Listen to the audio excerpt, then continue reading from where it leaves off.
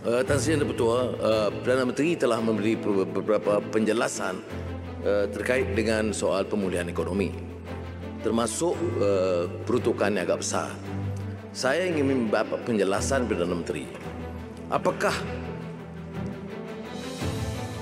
pengumuman-pengumuman yang telah dibuat sebelum ini dan selepas ini tidak memungkinkan penyertaan ahli yang berhormat membahas secara terbuka? Inilah kali pertama beberapa rancangan ekonomi yang melibatkan kos yang begitu tinggi tidak dibentangkan dalam Parlimen atas alasan COVID-19, tidak mungkin dibahaskan oleh ahli yang berhormat, dan kemudian dibuat beberapa kebijakan-kebijakan ekonomi yang besar tetapi tidak membolehkan ahli yang berhormat berbahas.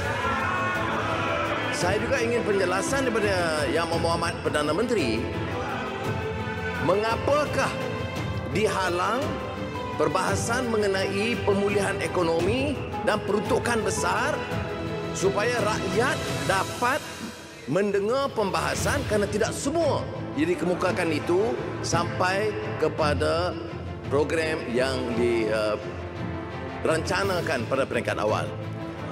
Saya juga ingin mendapat penjelasan dalam soal yang sama, kerana yang diumumkan oleh Perdana Menteri tadi, Perdana Menteri itu besar.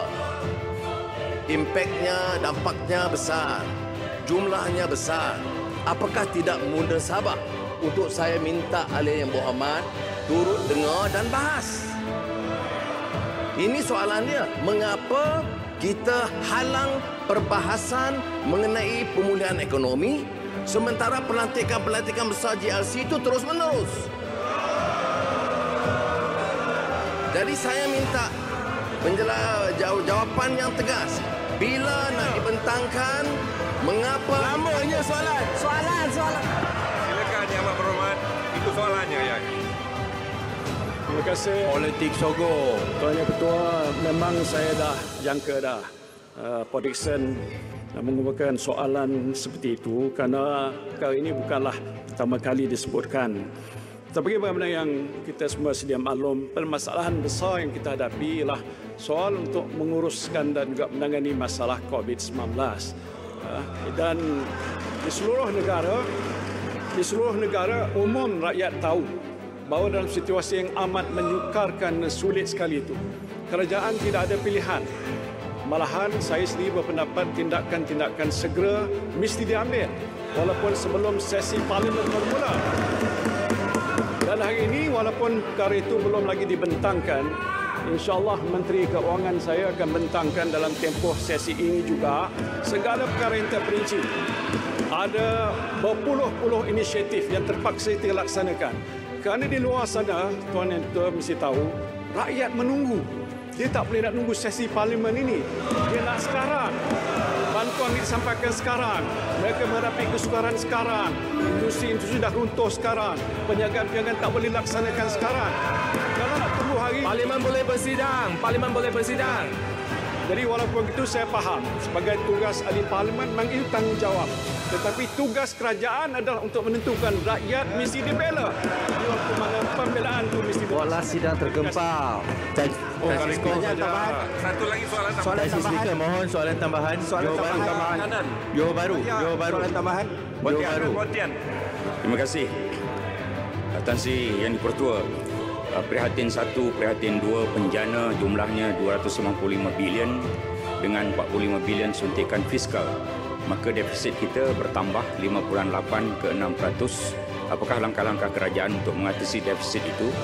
Seterusnya, adakah kerajaan bercadang memudahkan lesen, memperbaiki prosedur, memperbaiki proses, memotong red tape supaya ekonomi boleh berkembang segera ketika COVID-19 ini? Terima kasih.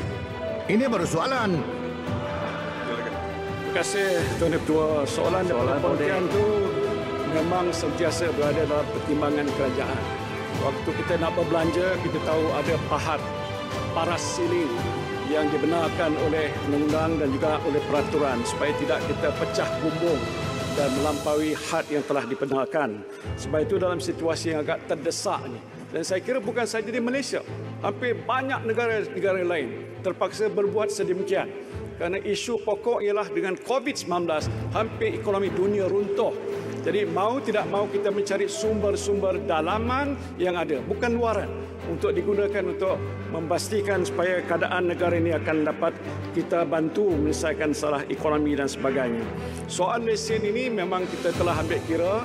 Arahan yang telah saya keluarkan pada Ketua Setiausaha Negara, Tuan Ketua, ialah untuk menentukan di setiap kementerian kalau ada perkara-perkara yang perlu disingkatkan prosesnya yang bertingkat-tingkat supaya tidak menyebabkan kelewatan kelambatan. Keputusan boleh dibuat segera oleh pihak pengurusi ini dan juga jawatankuasa untuk menyelesaikan masalah sebegitu supaya dia tidak mengambil masa yang terlalu panjang.